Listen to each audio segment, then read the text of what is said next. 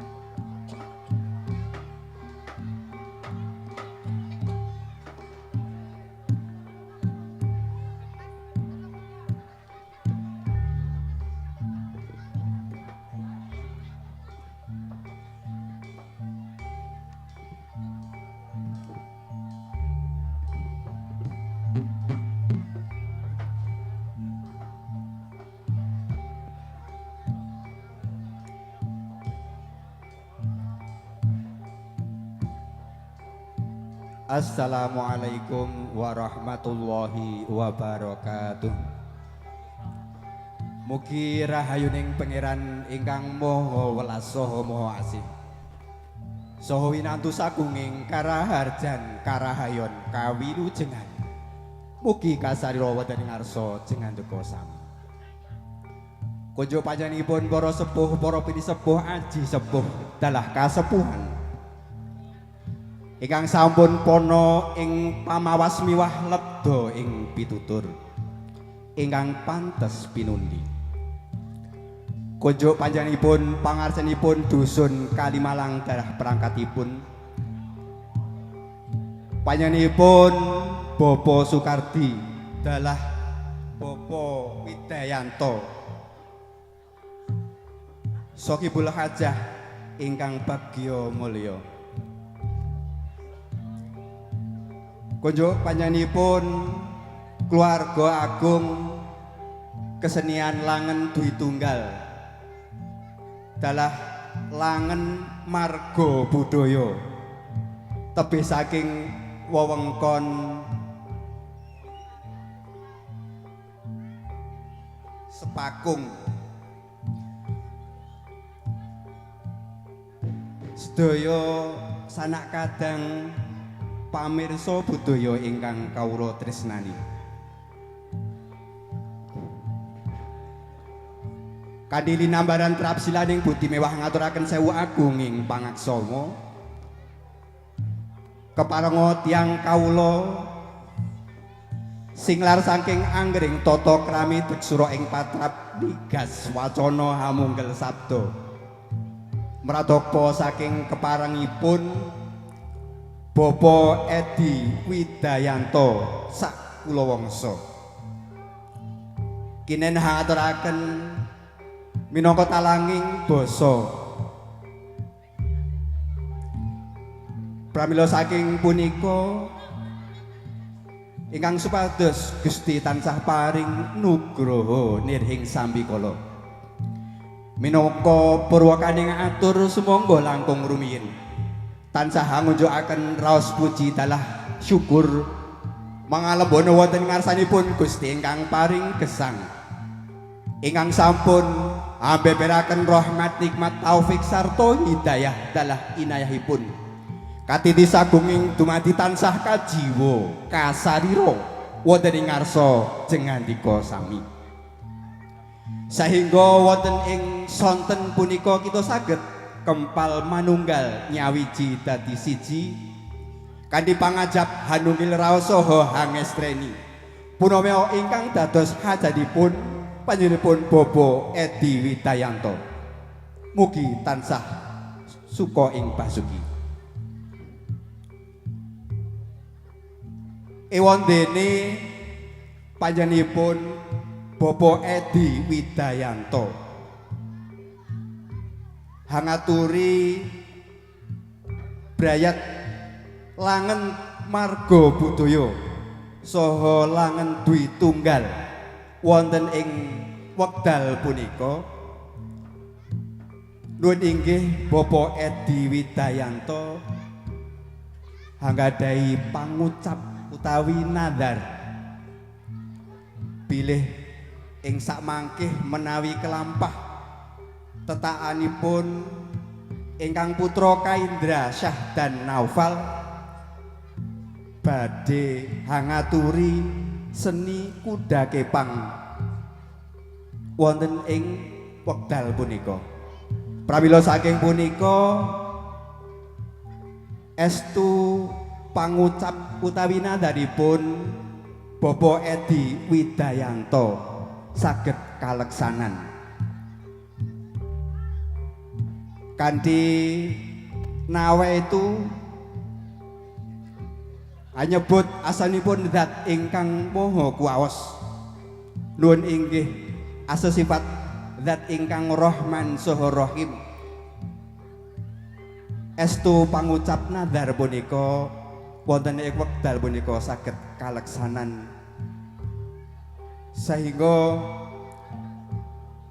boten kesupen dhateng brayat Langen marga budaya dalah keluarga ageng langen duwi tunggal.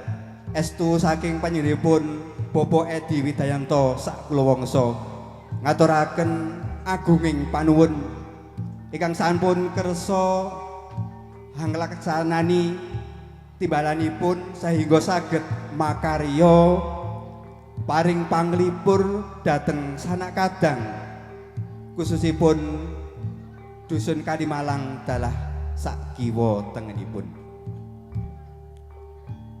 Semanten saking kawula minangka talanging basa panjenenganipun Bapak Edi Widayanto.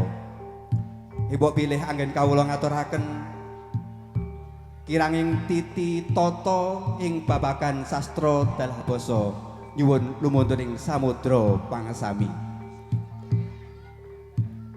Mugi rahayu rahayu ingkang sami pinanggih widodha nirihing sambikala.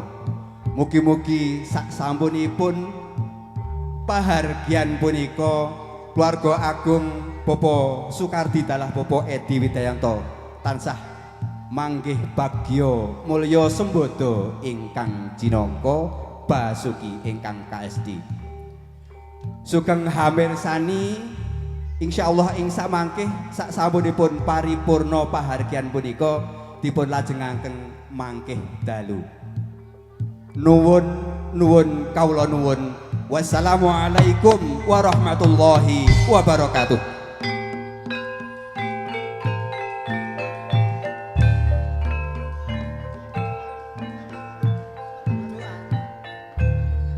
Bismillahirrahmanirrahim. Allahumma sholli ala sayyidina Muhammad wa ala sayyidina Muhammad sayyidil awwalin wal akhirin. Radhiyallahu tabaraka an kriskabatir Rasulullah ajmain alhamdulillahi rabbil alamin. Kandam sakirin kandam nainin kandam yukabi majida ya robbana kaman yan bagiri jarari kawa ala alihi misaltani Allahumma sarif umat mukamat wa salim rahmat mukamat Allahumma jamil mat mukamat kabir liman dari sahabat tersuruh laka wala wala kuatera bilagi alul alim barakajatan ya Allah ya Nabi Allah alhamdulillah birahmatika ya rakaman ya rahimin Allahumma Ibrahim mulia selamat wujud Gusti pangleburi Gusti anane wong agung alim kang ketake rezeki saking kudratullah padusane kawula baya salat sembayang masjid Mekah Madinah ginunjing wali 40 kali sampurna siji donga kasaita sing tada amin kaluar ana sing duwe kajat Rabbana atina bid dunya hasanah wa bil akhirati hasanah wa qina adzabannar walhamdulillahi rabbil alamin. Assalamualaikum warahmatullahi wabarakatuh.